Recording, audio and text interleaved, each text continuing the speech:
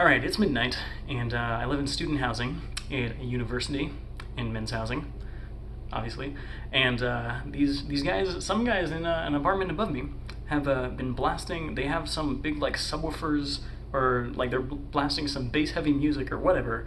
And did I mention it's midnight? Because it is. And they have been doing that all night. Well, I mean, for at least like an hour. And I could go over there and I guess ask them to stop. But here I am recording a video about Tinkerbell, because that's just kind of how it goes. So let's talk about Fairies and Tinkerbell. All right. Well, if you've ever seen Disney's Tinkerbell, made in 2008. By the way, it's on Disney Plus right now. If you have a subscription, you can watch it. Okay. This is what's established within the first 5 minutes. All right. So catch you up to speed. We know that when a baby laughs, okay, a fairy is born.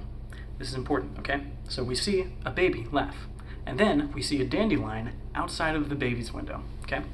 And the dandelion seeds, floaty puffballs, the dandelion feathers, right? They fly into the air, into the town that this baby is in, and they fly far into the town, and one of these dandelion puffs, all right, flies into a forest, okay? A specific place called Pixie Hollow. All right, and the dandelion puff lands on this flower, and then this fairy dude sprinkles some fairy dust, glowy fairy dust thing on it, and then it turns into a fairy that seems to be roughly an adolescent-aged female, all right, who we find out is Tinkerbell. All right, that's it. This happens within the first 5 minutes of the movie, and everything that I've just said is very important. Let's talk about the world building of this scenario. What do we know so far? A baby laughs, a dandelion flies, dandy puff flies, and then they sprinkle some dust on it, and it's a fairy now. Okay, so this fairy looks exactly like a human girl. This is the problem that I have with this. By the way, if I didn't mention, there are male fairies and there are female fairies. Okay, how are fairies born? Okay, baby laughing, sprinkle some stuff. Okay, so they're not born from sexual reproduction. Okay, so there are male fairies and female fairies in these movies, and there is attraction between them. Do you see what my problem is here? Okay, this doesn't make sense. What evolutionary point is there for there to be attraction between these male and female fairies?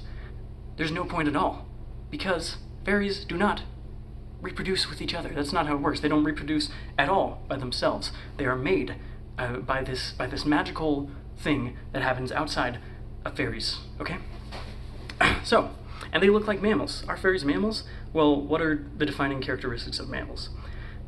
Mammaries, all right? Given nourishment to the young through that sweet, sweet milk, that nectar, okay? And live birth, okay? Let's think about this.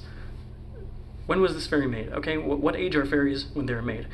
We saw this girl. She was a fully functioning, roughly adolescent-aged girl, not baby. So there are no fairy babies. We can confirm that, which means there is never any need for mammaric nourishment, okay? There's never any need for that, all right? Is there live birth? No, of course there's not any live birth, okay? Because we know how fairies are made, and it's not by live birth. So, are fairies mammals? No, I don't think so, because they don't have any of those qualities that mammals are supposed to have. So, how do we fix this, okay? Because I think these are, these are things that just bug me, okay? They just bug me a little bit. So, first of all, one simple way is to eliminate the gender of fairies. There's no need for fairy gender, right? The genders exist to have sexual reproduction, okay? To reproduce with each other. Fairies don't need that. So, fairy gender, is there any point to that? No, there isn't. Okay, so you could eliminate the gender and have fairies just be this kind of like alien thing on their own, which applies to a lot of animals, and that's what they would be. But I understand how you might say, but Tinkerbell, she's an iconic character, and she looks like a human female. Is there a way that we can have our cake and eat it too in this situation? Okay, I think maybe. If you understand, okay, what are the two things fairies need to be birthed, if you will?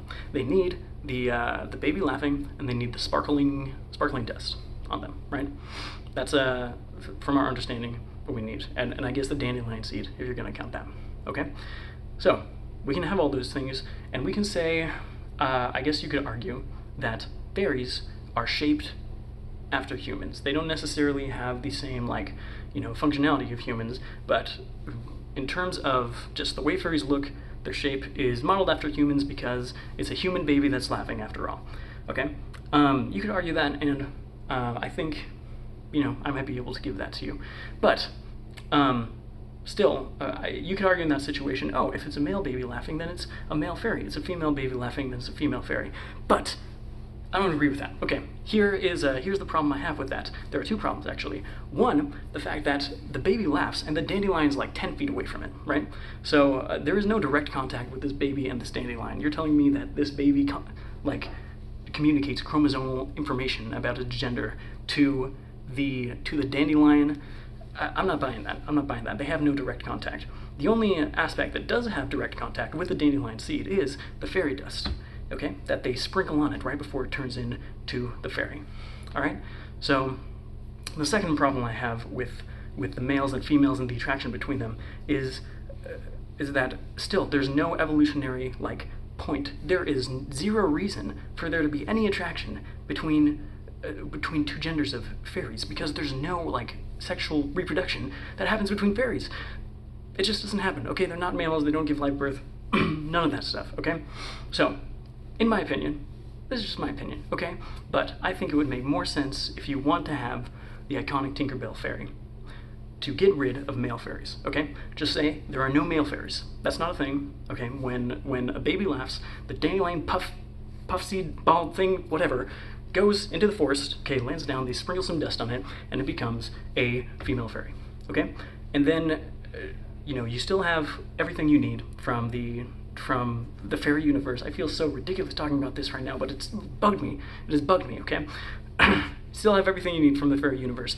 And you don't have that weird, all those questions that come up when you see male fairies and female fairies and they are attracted to each other, and you're like, what does this even mean? And you follow that to that logical conclusion, and it doesn't make any sense.